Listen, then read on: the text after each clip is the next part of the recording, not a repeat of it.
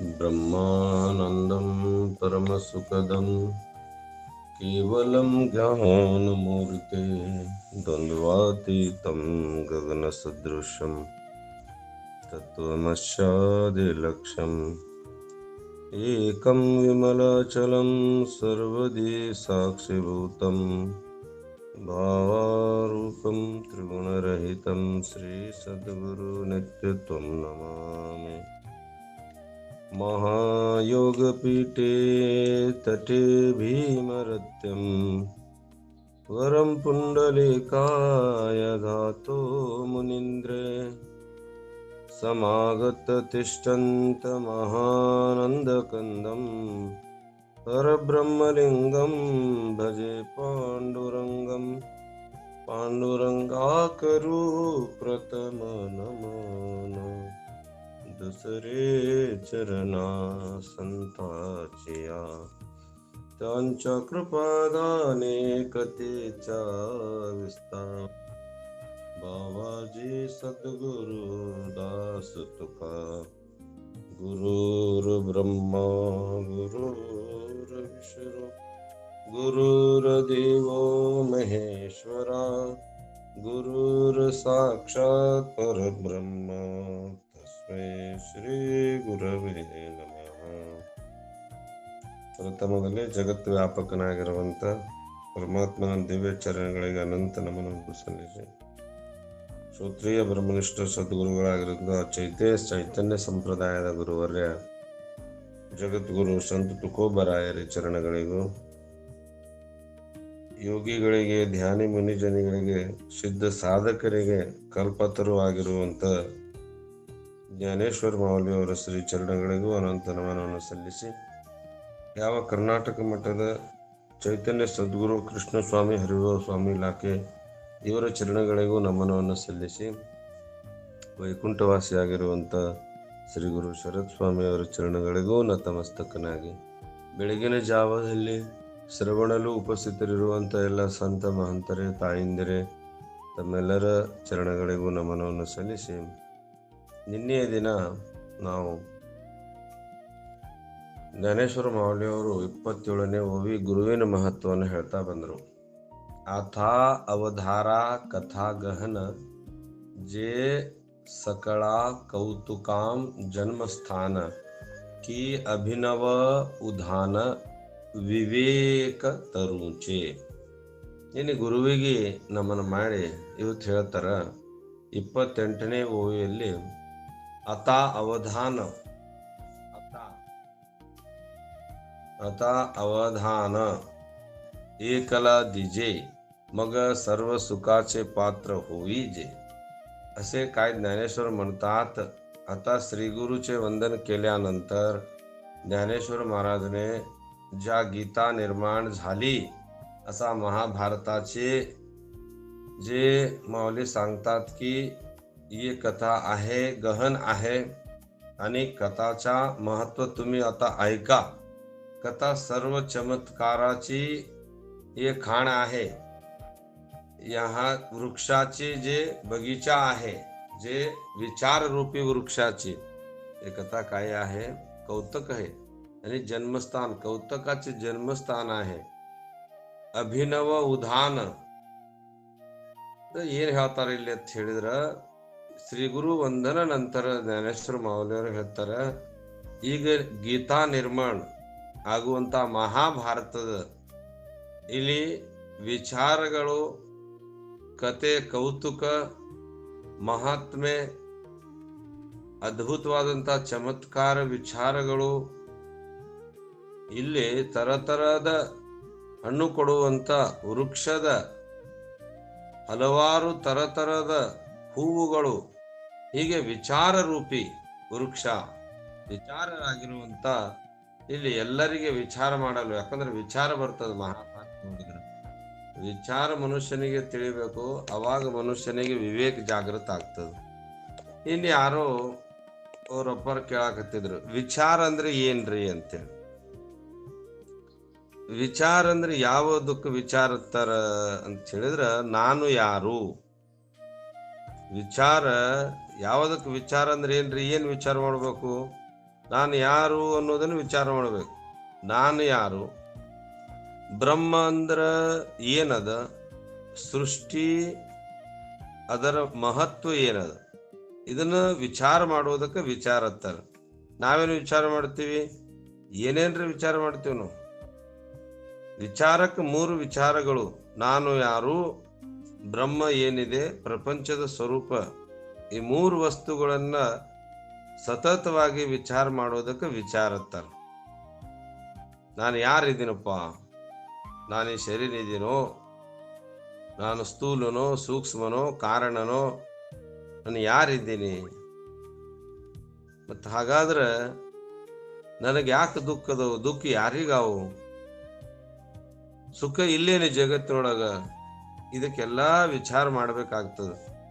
ಅವಾಗ ಮನುಷ್ಯನ ವಿಚಾರ, ಆ ವಿಚಾರ ಏನ್ ತಂದು ಕೊಡ್ತದ್ರಿ? ವಿವೇಕ್. ವಿವೇಕ್ ಅಂದ್ರೆ ಏನು? ನೀವು ಸ್ವಲ್ಪ ಲಕ್ಷ್ಯ ಕೊಟ್ಟು ಕೇಳ್ಬೇಕು, ಇವುಗಳನ್ನ ಮನನ ಮಾಡ್ಬೇಕು. ವಿಚಾರ ಅಂದ್ರೆ ಏನ್ರಿ ಅಂತ ಹೇಳಿದ್ರ ಅವಾಗ ನಾವು ಹೇಳ್ತೀವಿ, ಅವಾಗ ಅದನ್ನ ಮರ್ತು ಬಿಡುದು, ಮತ್ತು ಮುಂದೆ ಅವ್ರು ಮಾತಾಡಕ್ ಹೇಳೋದು. ವಿಚಾರ ಅಂದ್ರೆ ಏನ್ರಿ, ನಮಗೆ ಇನ್ನೂ ಸ್ವಲ್ಪ ತಿಳಿಲಿಲ್ರಿ ಅಂತ. ಸರಿ ಐತಿ, ಕೇಳೋದು ಸರಿ ಅದ. ವಿಚಾರ ಯಾವ್ದಕ್ಕತ್ತಾರ ಅಂತ ಹೇಳಿದ್ರೆ ನಾನು ಯಾರಂತ ವಿಚಾರ ಮಾಡ್ಬೇಕು. ನಾನು ಯಾರಪ್ಪ ಅನ್ನುವಂಥದ್ದು ವಿಚಾರ ಬರ್ಬೇಕು. ನಾವೇನ್ ತಿಳ್ಕೊಂಡಿವಿ? ದೇಹಾತ್ಮಕ ಬುದ್ಧಿಯಿಂದ ನಾನು, ನನ್ನ ಸಂಸಾರ, ನನ್ನ ಹೆಂಡತಿ, ನನ್ನ ಮಕ್ಕಳು, ನನ್ನ ಹೊಲ, ನನ್ನ ಮನಿ, ಇಷ್ಟ ವಿಚಾರ ಐತಿ ನಮಗೆ. ಸರಿ, ನಿಮ್ಮ ಹೆಂಡತಿ, ನಿಮ್ಮ ಮಕ್ಕಳು ನೀವು ನಾಳೆಗೆ ಹೋಗೋ ಹೊತ್ತಿನೊಳಗೆ ಇವ್ರು ನಿಮ್ಮ ಹಿಂದೆ ಬರ್ತಾರೇನ್ರಿ? ಯಾರೂ ಬರಲ್ಲ. ನಿಮ್ಮ ಹೊಲ ಬರಲ್ಲ, ನಿಮ್ಮ ಹೆಂಡತಿ ಬರಲ್ಲ, ಮಕ್ಕಳು ಬರಲ್ಲ, ಯಾರು ಬರಲ್ಲ. ಬಂದಿ ಒಬ್ಬನ, ಹೋಗುದು ಒಬ್ಬನ. ಮತ್ತು ಇಷ್ಟೆಲ್ಲ ಇರೋದ್ರೊಳಗ ರಾತ್ರಿ ಹಗಲ ಅವ್ರದ ವಿಚಾರ ಮಾಡಿ ಮಲಗ್ತಾನಲ್ಲ, ಅದಕ್ಕೆ ಭ್ರಾಂತಿ. ಹೇಳ್ತಾರ, ನಾಳೆಗೆ ನೀವು ಕೆಲ್ಸಕ್ಕೆ ಬರ್ಲಿಲ್ಲ ಅಂದ್ರ ಎಲ್ಲರ ಹೋಗಿ ಸಾಯಿ ಅಂತಾರ ಅವ್ರು. ಅವ್ರ ಹತ್ತಾರ, ಈಗ ಗಂಡ ಬದುಕ್ಲಿ, ನನ್ನ ಗಂಡ ಬದುಕ್ಲಿ, ನನ್ನ ಗಂಡ ಸೌಭಾಗ್ಯ ಇರ್ಲಿ ಅಂತ ಈಗ ಪೂಜೆ ಮಾಡ್ತಾರೆ ದೇವ್ರಿಗೆ.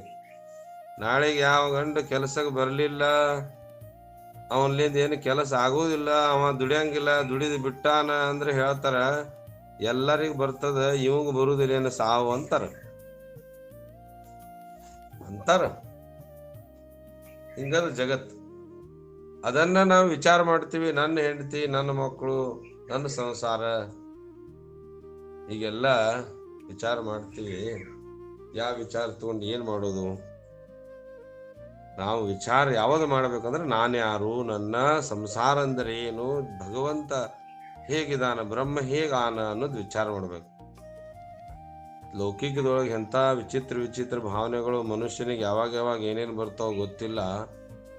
ಮೊನ್ನೆ ಒಂದು ಘಟನೆ ಪೇಪರಲ್ಲಿ ನಾನು ಓದ್ತಿದ್ದೆ, ಎಂಥ ಭಯಾನಕ ಅಂತ ಹೇಳಿದ್ರೆ, ಮಿಲಿಟರಿ ರಿಟೈರ್ಡ್ ಆಗಿರುವಂತ ಮನುಷ್ಯ ರಿಟೈರ್ಡ್ ಆದ್ಮೇಲೆ ತನ್ನ ಸಂಸಾರ ಜೊತೆಗೆ ಚಂದ ಇರ್ಬೇಕಂತ ಬಂದಾನ, ಅಚಾನಕ್ ಆಕ್ಸಿಡೆಂಟ್ ಆಗ್ತೈತ. ಅವ ಆಕ್ಸಿಡೆಂಟ್ ಆಗಿ ಏನೂ ಆಗಿಲ್ಲ ಆತಗ, ಒಂದು ಚೂರು ಆಕ್ಸಿಡೆಂಟ್ ಆಗ್ಯದ ಅಂತ. ಆಕ್ಸಿಡೆಂಟ್ ಆಗಿ ಹಾಸ್ಪಿಟ್ಲಿಗೆ ಹೋಗಿ ಅಡ್ಮಿಟ್ ಆದ್ರ ಹೆಂಡತಿ ವಿಚಾರ ಮಾಡ್ತಾಳ.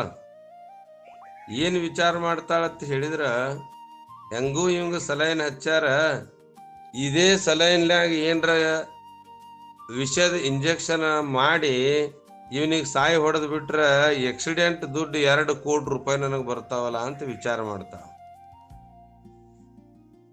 ವಿಚಾರ ಮಾಡಿ ಅಷ್ಟಕ್ಕೆ ಬಿಡಂಗಿಲ್ಲ. ಆ ಎಣ್ಣೆ, ಔಷಧ ಹೊಡಿ ಎಣ್ಣೆ ಸಿರಂಜಿದೊಳಗೆ ಹಾಕಿ ಆ ಗಂಡ ಮಲಗಿರುವಂತ ಸಮಯದೊಳಗ ಇಂಜೆಕ್ಷನ್ ಏನ್ ಮಾಡ್ತಾಳಂದ್ರ ಆ ಸಲೈನಿಗೆ ಹೊಡೆದು ಬಿಡ್ತಾಳ. ಆ ಸಲೈನ್ಲಿಂದ ಹೋಗಿರುವಂತ ವಿಷ ಶರೀರದೊಳಗೆ ಹೋಗಿ ಗಂಡ ಅಲ್ಲೇ ಆಸ್ಪತ್ರೆ ಒಳಗೆ ಸಾಯ್ತಾನ. ನಾಟಕ ಶುರು ಮಾಡ್ತಾಳ, ನನ್ನ ಗಂಡ ಆಕ್ಸಿಡೆಂಟ್ ಆಗಿ ಸತ್ತ. ಅವಾಗ ಡಾಕ್ಟರ್ ರಿಪೋರ್ಟ್ಗಳು ನೋಡ್ತಾರ, ಇವನ ಅಡ್ಮಿಟ್ ಆಗೋಕ್ಕಿಂತ ಮುಂಚೆ ಅಂತೂ ನಾರ್ಮಲ್ ಇದ್ದ, ಹೆಂಗ ಸತ್ತ ಅಂತ ಹೇಳಿ ವಿಚಾರ ಮಾಡಿ ಅವರು ಎಲ್ಲ ಶೋಧನೆ ಮಾಡ್ತಾರ. ಆ ಬಾಡಿಯನ್ನು ಪೋಸ್ಟ್ ಮಾರ್ಟಮ್ ಮಾಡಿದ್ರ ಅದ್ರೊಳಗೆ ವಿಷ ಇರ್ತದ.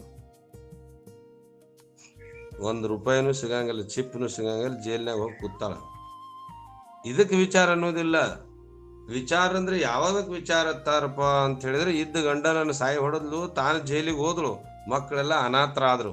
ಇದು ವಿಚಾರ ಅಲ್ಲ. ಇಂಥ ದುರ್ಬುದ್ಧಿ ವಿಚಾರಗಳು 90% ಜನರಿಗೆ, 99% ಜನರ ತಲೆಯೊಳಗೆ ಇದೆ. ಅದು ನನ್ನ ಮಗ, ನನ್ನ ಸಂಸಾರ ಚಲೋ ಇರ್ಲಿ, ಗಂಡ ಬೇಕಾದ್ರೆ ಸತ್ತು ಹೋಗ್ಲಿ, ವಿಚಾರ ಅದ. ಇದಕ್ಕೆ ವಿಚಾರ ಅನ್ನಲ್ಲ. ವಿಚಾರ ಯಾವುದಕ್ಕತ್ತಾರಪ್ಪ ಅಂತ ಹೇಳಿದ್ರೆ, ಪರಮ ಸುಖ, ಸರ್ವ ದುಃಖದ ನಿವೃತ್ತಿ, ಪರಮಾನಂದ ಪ್ರಾಪ್ತಿ ಕೊಡುವಂತ ವಸ್ತುವಿನ ವಿಚಾರ. ಯಾವ ವಸ್ತುವಿನ ವಿಚಾರ ಮಾಡ್ಬೇಕ್ರಿ ನಾವು? ಆ ವಿಚಾರ ಮಾಡೋದರಿಂದ ಸರ್ವ ದುಃಖದ ನಿವೃತ್ತಿ ಆಗಬೇಕು. ಅಷ್ಟ ಅಲ್ಲ, ಅದು ನಮಗ ಪರಮಾನಂದ ಪ್ರಾಪ್ತಿ ಕೊಡ್ಬೇಕು. ಅಂತ ವಸ್ತುವಿನ ವಿಚಾರ ಮಾಡ್ಬೇಕು ನಾವು. ಅಂತ ವಸ್ತುವಿನ ವಿಚಾರ ಮಾಡಿದ್ರ ನಮಗೇನಾಗ್ತದ ಅಂದ್ರೆ ಸರ್ವ ದುಃಖದ ನಿವೃತ್ತಿ ಆಗ್ತದ. ಅವ್ ಸರ್ವ ದುಃಖ ನಿವೃತ್ತಿ ಯಾವದವ್ರಿ? ದುಃಖರ ಯಾವದವು ಅಂದ್ರೆ, ಇವು ದುಃಖ ಎಷ್ಟದವ್ರಿ? ದುಃಖ 3 ದುಃಖ ಅವು. ಆಧ್ಯಾತ್ಮಿಕ, ಅಧಿದೈವಿಕ, ಅಧಿಭೌತಿಕ ದುಃಖ ಅವು. ಈ 3 ದುಃಖಗಳು ಏನ್ ಮಾಡ್ತಾವು? ಯಾರಿವು ಅಂದ್ರ, ಆಧ್ಯಾತ್ಮಿಕ ದುಃಖ ಅನ್ನೋದು ನಾವು ಉಂಡು ತಿಂದು ಮಾಡ್ಕೊಂಡಿರುವಂತ ದುಃಖಕ್ಕ ಆಧ್ಯಾತ್ಮಿಕ ದುಃಖ ಅಂತಾರ, ನಾವೇ ಮಾಡ್ಕೊಂಡಿದ್ದು. ಇನ್ನು ಆದಿ ದೈವದಿಚ್ಛೆ. ದೈವದಿಚ್ಛೆ ಅಂದ್ರೆ ಭೂಕಂಪ ಆಗಿ, ಬಿಸಿಲು, ಮಳೆಗೋ, ಚಳಿಗೋ, ಇವೆಲ್ಲ ಅದಕ್ಕೂ ಏನು ಜೀವ ಹೋಗ್ತದಲ್ಲ, ಅದರ ತಾಪಗಳು, ಅದು ಆದಿ ದೈವಿಕ. ಇನ್ನು ಭೌತಿಕ ದುಃಖ ಅಂದ್ರೆ ಅದರ ನೋಡ್ರಿ, ಹೆಂಡ್ರು, ಮಕ್ಕಳು, ಅಕ್ಕಪಕ್ಕದವರು, ಅವರು ಇವರು ತೊಂದ್ರೆ ಕೊಡಾಕ ಬಂದಾರ ನಮಗ. ಇವರು ತೊಂದ್ರೆ ಕೊಡವ್ರ. ಇಲ್ಲಿ ಹೇಳ್ತಿ ನಮ್ಮಕ್ಕೆಲ್ಲ ಅಣ್ಣತಮ್ಮರ ನಮ್ಮವ್ರಲ್ಲ, ಬಂಧು ಬಳಗ ನಮ್ಮವ್ರಲ್ಲ, ಇವು ದುಃಖ ಕೊಡವ್ರ. ಈ ದುಃಖಕ್ಕೆ ಏನಂತಾರಪ್ಪ ಅಂದ್ರ ಆದಿ ಭೌತಿಕ, ಅದು ದೈವಿಕ. ದೈವದಿಚ್ಛೆ ಏನಿರ್ತದ, ಯಾವ್ದಾದ್ರ ಆಕ್ಸಿಡೆಂಟ್ ಆಗಿರ್ಬೋದು, ಏನ್ರ ಭೂಕಂಪ ಆಗಿರ್ಬೋದು, ಮಳೆ, ಚಳಿ, ಗಾಳಿ, ಇವೆಲ್ಲದು ದೈವ. ಇನ್ನ ಭೂತ ಅಂದ್ರ ಭೌತಿಕ ದುಃಖ ಅಂದ್ರ ನಮಗೆ ಸಂಬಂಧಿಗಳಿಂದ ಬರುವಂತ ತಾಪಗಳು. ಮೊದಲನೇದು ನಾವು ಉಂಡು ಮಾಡಿಕೊಂಡಿರುವಂತ ದುಃಖ. ಎರಡನೇದು ಈ ಸೃಷ್ಟಿ ತಯಾರಾಗಿರುವಂತ ದೈವ. ಇನ್ನು ಮೂರನೇದು ಯಾವುದು ಅಂದ್ರ ಆದಿ ಭೌತಿಕ ಅಂದ್ರ ಭೂತಗಳು, ಜೀವರಾಶಿಗಳು, ಹುಳ ಹುಪ್ಪಡಿ, ಹಾವು, ಚೇಳು, ಮನುಷ್ಯರು, ಸಂಬಂಧಿಕರು, ಇವರಿಂದ, ಮಕ್ಕಳಿಂದ, ಅವರಿಂದ, ಇವರಿಂದ ಆಗುವಂತ ದುಃಖಗಳಿಗೆ, ಎಲ್ಲಾ ದುಃಖಗಳು ಯಾವಾಗ ನಿಮಗೆ ಬಿಟ್ಟು ಹೋಗ್ತಾವ ಅಂತ ಹೇಳಿದ್ರೆ, ಯಾವಾಗ ನಿಮಗೆ ವಿಚಾರದಿಂದ ವಿವೇಕ ಜಾಗೃತ ಆಗ್ತದ. ಆ ವಿವೇಕ ಜಾಗೃತ ಆಗುವುದರಿಂದ, ಆ ವಿವೇಕ ಅಂದ್ರೆ ಯಾವ್ದ್ರಿ? ವಿವೇಕ ಅಂದ್ರೆ ಯಾವ್ದಕ್ಕತ್ತಾರೆ? ವಿವೇಕ ಅಂದ್ರೆ ಏನು ಅಂತ ಹೇಳಿದ್ರ, ಆತ್ಮ ಮತ್ತು ಅನಾತ್ಮ ವಸ್ತುವಿನ ಅರಿವು. ಯಾವ್ದ್ರಿ? ಈಗ ಇವು 3 ದುಃಖ ನಮ್ಮ 3 ದುಃಖ ನಾವು ಇದು ಕಳ್ಕೋಬೇಕಾಗಿತ್ತಂದ್ರೆ ಮನುಷ್ಯನಿಗೆ ವಿಚಾರ ಬರಬೇಕು. ವಿಚಾರದಿಂದ ವಿವೇಕ ಜಾಗೃತ ಆಗ್ತದ. ವಿವೇಕ ಅಂದ್ರೆ ಯಾವದ್ರಿ? ವಿಚಾರ ಅಂದ್ರೆ ಯಾವ್ದಂದ್ರ, ಆಗ್ಲೇ ನಿನ್ನೆ ಪ್ರಶ್ನೆ ಕೇಳಿದ್ರು ಅವರು, ಮತ್ತೆ ಹೇಳಕ್ ಆಗುದಿಲ್ಲ. ಒಂದು ಸಲ ನಮಗ ತಿಳ್ಕೋಬೇಕು. ವಿಚಾರ ಅಂದ್ರೆ ನಾನು ಯಾರು, ಬ್ರಹ್ಮ ಏನದ, ಪ್ರಪಂಚದ ಸ್ವರೂಪ ಹೇಗದ ಅಂತ ತಿಳ್ಕೊಂಡು ವಿಚಾರ, ಮುಂದೆ ವಿವೇಕ ಪ್ರಾಪ್ತಿ ಆಗ್ತದ.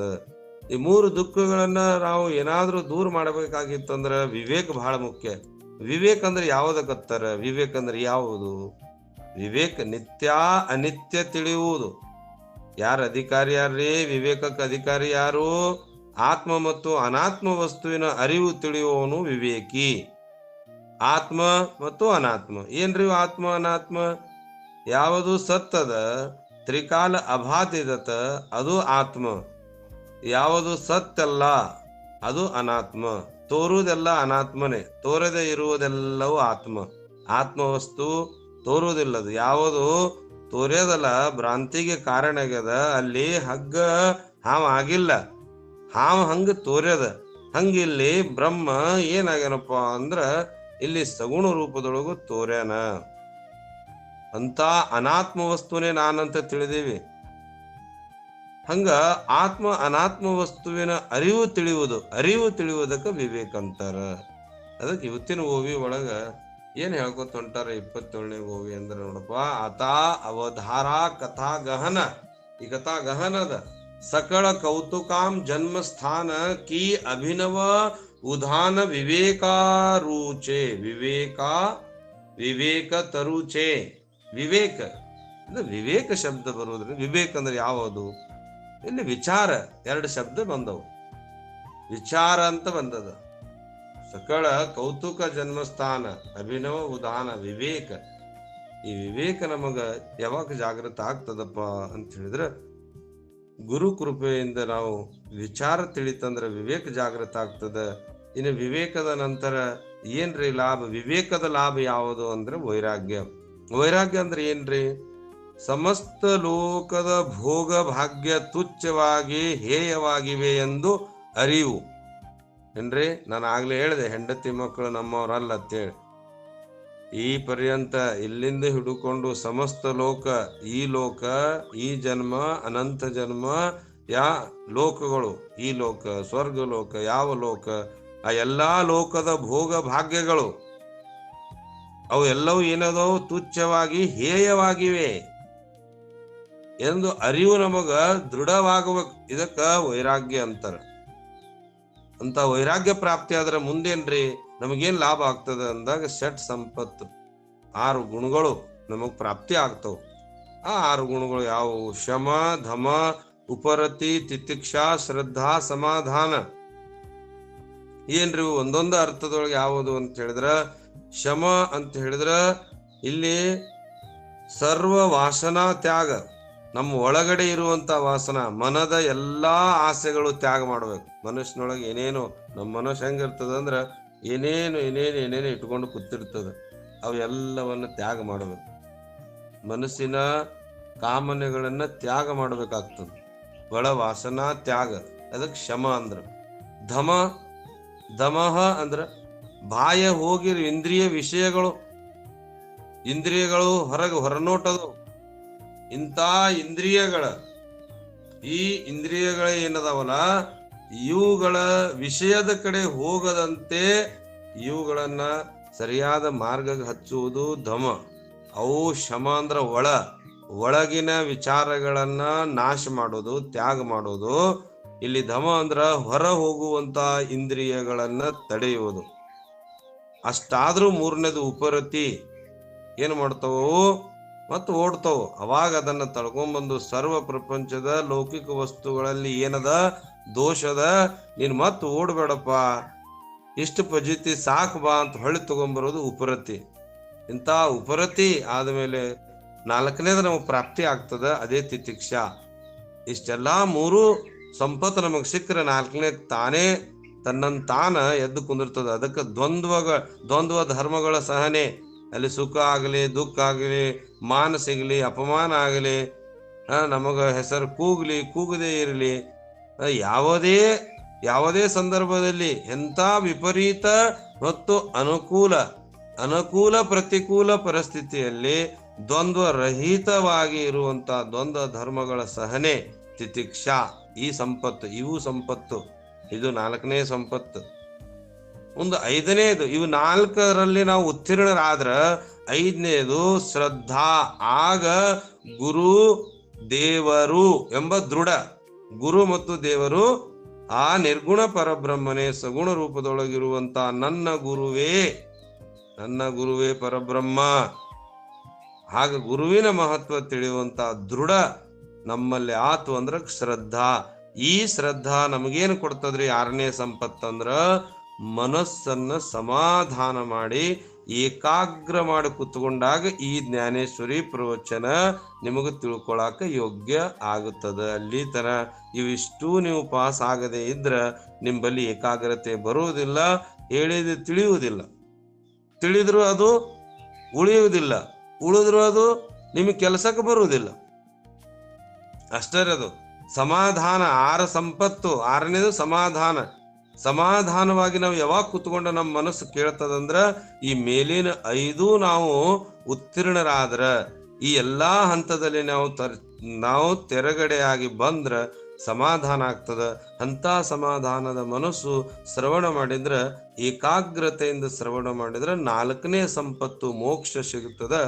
ಆಗ ಆ ಮೋಕ್ಷ ಅಂದ್ರ ಅದೇ ಮೋಹದ ಕ್ಷಯ. ಈ ಮೋಹ ಇವೇನ ಆ 5 ವಿಷಯಗಳ ಮೇಲೆ ನಮಗ ಮೋಹ ಅದ, ಈ ಮೋಹದ ಕ್ಷಯ ಆದ್ರ ಆಗ ನಿನಗೇನಾಗ್ತದಂದ್ರ ಸರ್ವ ದುಃಖದ ನಿವೃತ್ತಿ, ಪರಮಾನಂದ ಪ್ರಾಪ್ತಿ ಮಾಡ್ಕೊಳಕ ಇಚ್ಛಾ ಅದ. ಅದೇ ಇಚ್ಛಾ ಇಲ್ಲಿ ಹೇಳ್ಕೊತ ಹೋಗ್ತಾರ. ನ ತರಿ ಸರ್ವ ಸುಖಾಂಚೆ ಆದಿ 29ನೇ ಒಳಗೆ ಹೇಳ್ತಾರ ಅವರು. ನಾ ತರಿ ಸರ್ವ ಸುಖಾಂಚೆ ಆದಿ ಜೇ ಪ್ರೇಮಮಯ ಹಾನಿಧಿ ಪ್ರೇಮೇ ಯ ಮಹಾನಿಧಿ ನಾನಾ ನವರಸ ಸುಧಾಬ್ಧಿ ಪರಿಪೂರ್ಣ ಹೇ. ನೋಡ್ರಿ ಏನ್ ಹೇಳ್ತಾರ, ನಾ ತರಿ ಸರ್ವ ಸುಖಾಚೆ ಆದಿ. ಈ ಗ್ರಂಥ ಹೆಂಗದಂದ್ರ ಸರ್ವ ಸುಖಗಳಿಗೆ ಆದಿ ಅದ. ಈ ಸರ್ವ सुखाचे उगम स्थान आहे. हे ग्रंथ अनेक सिद्धांताचा साठा आहे किंवा शृंगार आदी नवरत्नारूपी अमृताने बरसलेला हे समुद्र आहे. हे काय आहे? हे समुद्र आहे जे प्रेमेय महानिधी प्रमेय महानिधी नाना नवरस सुधाब्धी परिपूर्ण. सुधाब्धी म्हणजे काय? समुद्र. असा नवरस असे ग्रंथ. ಈ ಗ್ರಂಥದ ಮುಖ್ಯವಾಗಿ ಉದ್ದೇಶ ಏನಂದ್ರಪ್ಪ ಅಂದ್ರ ಸರ್ವ ದುಃಖದ ನಿವೃತ್ತಿ, ಪರಮಾನಂದ ಪ್ರಾಪ್ತಿ. ಇಲ್ಲಿ ಈ ಎಲ್ಲಾ ಸರ್ವ ಸುಖಾಚೆ ಉಗಮ ಸ್ಥಾನ ಹೇಳ್ತಾರ ಅವರು. ಸರ್ವ ಸುಖದ ಉಗಮ ಸ್ಥಾನ. ನಮಗ ಬೇಕಾಗಿರುವಂತದ್ದು 1-2 ಸುಖ ಅಲ್ಲ, ಸರ್ವ ಸುಖ. ಸುಖ ಅಂದ್ರೆ ಯಾವ್ದ ಗೊತ್ತಾರ್ರಿ? ಸುಖ ಅಂದ್ರೆ ಯಾವುದು? ಸುಖ ಐತೇನೆ ಜಗತ್ನೊಳಗ? ಅದ ಸರ್ವ ದುಃಖದ ನಿವೃತ್ತಿ ಆದ್ರೆ ಪರಮಾನಂದ ಪ್ರಾಪ್ತಿನೇ ಸುಖ. ಅದ್ ಸರ್ವ ದುಃಖದ ನಿವೃತ್ತಿ ಹಂಗ ಆಗ್ತದ ಅಂದ್ರೆ ಇಷ್ಟೆಲ್ಲ ಇರ್ಬೇಕಲ್ಲ ಅವು.